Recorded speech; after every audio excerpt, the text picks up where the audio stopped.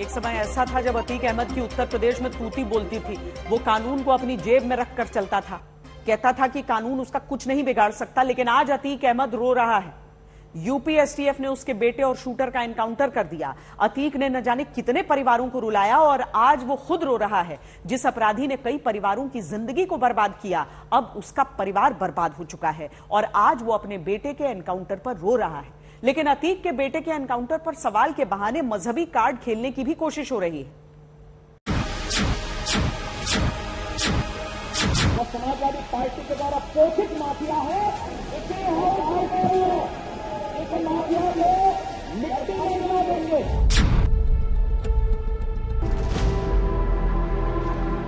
मैं कहता हूं बलिया में जो उनके लोगों ने, मुख्यमंत्री के स्वजाती लोगों ने एक यादव नौजवान की जान ले ली, क्या उनको मिट्टी में मिलाएंगे? जुनैद और नसीर को जिसने मारा तुम उसका भी एनकाउंटर करोगे? नहीं करोगे तुम। इसलिए नहीं करोगे क्योंकि तुम मजहब के नाम पर एनकाउंटर करते हो।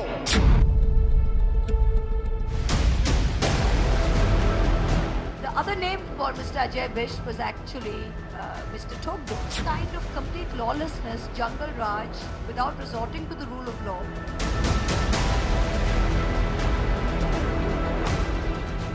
फेक इनकाउंटर में नंबर 1 पर, तो आप क्या उम्मीद करोगे? क्या संविधान हट जाए, कानून हट जाए?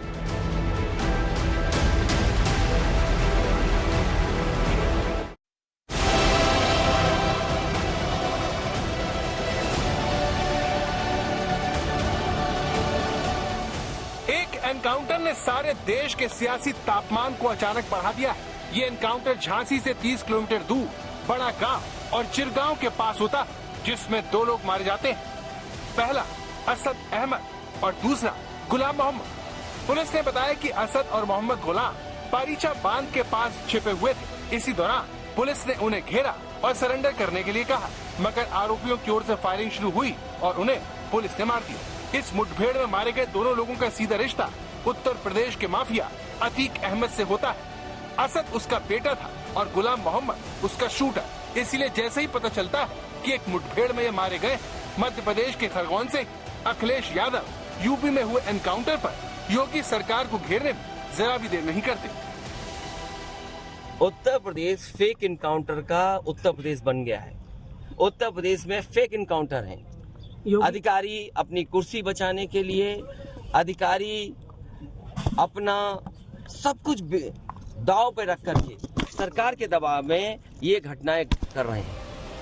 तो अखिलेश दबाव की बात करते हैं, लेकिन सवाल यह है कि अपराध के मामलों का शतक लगाने वाले अतीक अहमद पर कौन सियासी कृपा बरसाता रहा? किसके इशारे पर अतीक अहमद पर लगे गैंगस्टर एक्ट के मामले वापस लिए जाते रहे? इतना बड़ा माफिया डॉन होने के बावजूद अतीक अहमद और उसका गैंग कैसे हजारों करोड़ रुपए की जमीन पर कब्जा करता रहा? ये वो सवाल है जो अतीक अहमद के बेटे और शूटर के एनकाउंटर पर शक जताने वालों से बीजेपी पूछ रही है।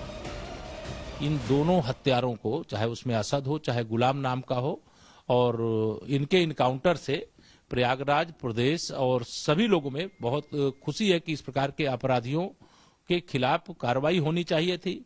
यह मुठभेड़ में मारे गए और हो सकता है कि ये पकड़ करके आते तो ये फांसी के फंदे पर चढ़ते, क्योंकि एक गंभीर अपराध है। जिस माफिया डॉन अतीक अहमद पर प्रयागराज के चांद बाबा को मारने का इल्जाम, जिस पर आरोप है कि उसने दिन दहाड़े राजू पाल को प्रयागराज में दौड़ा दौड़ा कर मरवाया, जिसका बेटा असद उमेश पाल को गोली मारते हुए कैमरे में कैद हुआ, उसके एनकाउंटर के बारे में वो वैसी सवाल करते हैं। ये कानून की धज्जियां उड़ रही, एनकाउंटर नहीं। तुम कॉन्स्टिट्यूशन का एनकाउंटर करना चाहते हो। तुम रूल ऑफ लॉ को कमजोर करना चाहते हो। फिर कोर्ट किस लिए है? अदालत किस लिए है? सीआरपीसी, आईपीसी किस लिए है? जजेस किस लिए है? पब्लिक प्रोसिक्यूटर किस लिए है? अगर तुम फैसला करोगे कि गोली से इंसाफ करेंगे तो फिर बंद कर दो अदालतों को। जजेस क्या काम करेंगे फिर? कानून की बालादस्ती, रूल ऑफ लॉ रहना चाहिए ना? नहीं, आप तय करेंगे। अरे ये काम कोर्ट का है, आपका नहीं है।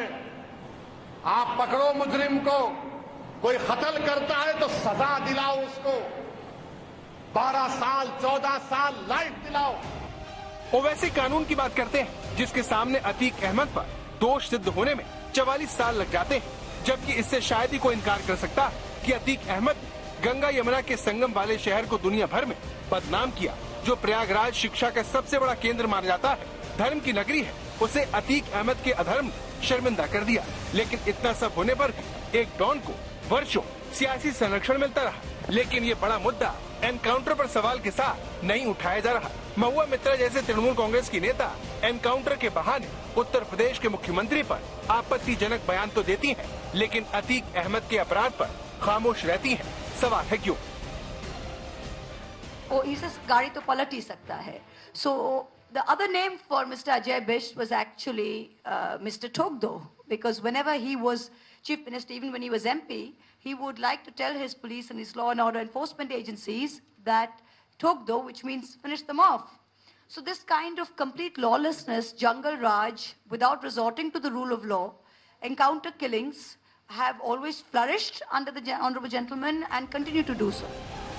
एक मुख्यमंत्री के बारे में इस तरह की भाषा अपने आप में एक सवाल, जबकि उत्तर प्रदेश पुलिस का कहना है कि असद और गुलाम अतीक को छुड़ाने के लिए पुलिस के काफिले पर हमले की तैयारी कर रहे थे। बड़ी बात यह है कि इस एनकाउंटर से उमेश पाल का परिवार राहत की सांस ले रहा है, जिसका सबसे छोटा बेटा आज भी अपने पिता के अस्पताल से लौटने का इंतजार कर रहा है। कोई भी है, चाहे वो अच्छा हो या बुरा हो, बाप के लिए बेटा बहुत मायने रखता है।